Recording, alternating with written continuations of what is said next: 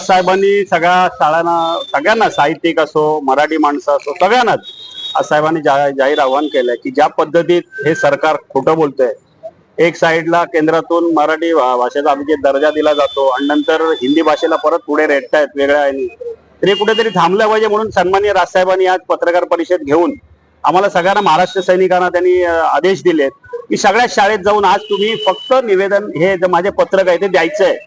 त्यानंतर आमचे महाराष्ट्र इथले लोकल आमचे सगळे बघणार आहेत पदाधिकारी की नक्की या शाळेत लहान मुलांना जबरदस्ती केली जाते का. त्यानंतर जर असं काय आमच्या लक्षात आलं, निदर्शनास आलं, तर पुढील हे आंदोलन तीव्र असेल. आम्हालाही कळतंय की शाळा आहे, परंतु हे सरकार एका साईडला सांगताय महाराष्ट्र गव्हर्नमेंट की आम्ही मराठी माणसाचं सरकार आहे. अरे नक्की मराठी तुम्ही सरकारात, मग हे नक्की काय तुमचं चाललंय? दुसऱ्या साईडने काय चाललंय? हिंदी भाषिकने एवढा का तुम्ही हे करताय, त्यांच्यासाठी गाजरं देताय, त्यांना मोठे करताय? आपण मराठी आहोत आणि मराठी भाषा आपण टिकवली पाहिजे. त्यासाठी साहेबांनी जे जाहीर आव्हान केलं नागरिकांना, त्याला आताच आम्हाला लोकांचे फोन येतात. आता आम्ही तिथे गेलो होतो, तिथे लिफ्टमध्ये काही मराठी परिवार भेटले. तर खरोखर दुर्दैव वाटतं की आम्ही महाराष्ट्रात राहतोय, की मराठी, आमच्या महाराष्ट्रात राहून मराठीसाठी आम्हाला झगडावं लागतंय. राजसाहेबांनी जो विषय उचललाय, जो आम्ही सोबत राजसाहेबांच्या सोबतच आहोत, हे सगळे मराठी कुटुंबीय आता बोलतायत आणि ते पुढे तुम्हाला कळेलच की महाराष्ट्रात याचा किती उद्रेक होईल. तो इतर राज्यामध्ये आपण बघितलं की त्या भाषेला प्राधान्य दिलं जातं, परंतु महाराष्ट्रात आपण बघितलं तर इंग्रजी, हिंदी अशा भाषेला प्राधान्य. हे बोललो नाही, मताचं राजकारण. हे मतांसाठी आता निवडणुका आल्यात ना, हे मतांसाठी हे राजकारण चाललंय सगळं. हे त्यांना हे कशासाठी झालं तर मतांसाठी. सन्मान्य राजसाहेब मतांसाठी कुठलं काम करत नाहीत, मराठी माणसासाठी. मराठी माणसासाठी जर कोण झगडणारा कोण असेल ते सन्मान्य राजसाहेब ठाकरे, आणि साहेबांचा जो आदेश आलाय त्या आदेशाचं आम्ही तंतोतंत पालन करणार सर्व महाराष्ट्र.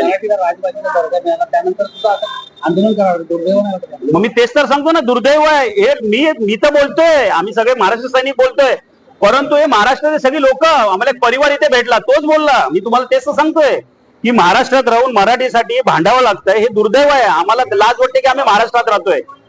कुठेतरी या सरकारला जाग आली पाहिजे. हे मतांचं राजकारण बंद करा असं आम्हाला वाटतं. तर मराठी शिकवली गेली तर पाहिजे, परंतु कुठेतरी व्यावहारिक ज्ञान म्हणून हिंदी शिकवली जावं की न जावं म्हणजे त्याच्यासाठी तुम्ही कंपल्सरी लहान मुलांना कशाला करताय? याच्या अगोदर पण होतं ना 6वी नंतर, त्याला कोण काय बोललं नाही. आणि तुम्ही त्याच्यात बघितलंय प्रचार करतायत. कमळ काढून ठेवले कमळातला, का कपातला होत नाही? कमळातलाच होतो का? कशाला पाहिजे राजकारण? तुमच्या निशाने तुम्ही का आता लहान मुलांच्या, लहान वयात ज्या पोराला कळत नाही त्याच्या डोक्यात तुम्ही घालताय? हे राजकारण नाही तर काय? हे कुठेतरी थांबलं पाहिजे. हिंदीची सक्ती नेमकी कशासाठी केली तुम्हाला काय वाटतं? तुम्हाला सांगतो ना, हिंदीची सक्ती आता हे त्यांच्या निवडणुकीचा प्रचार चालू होणार काय?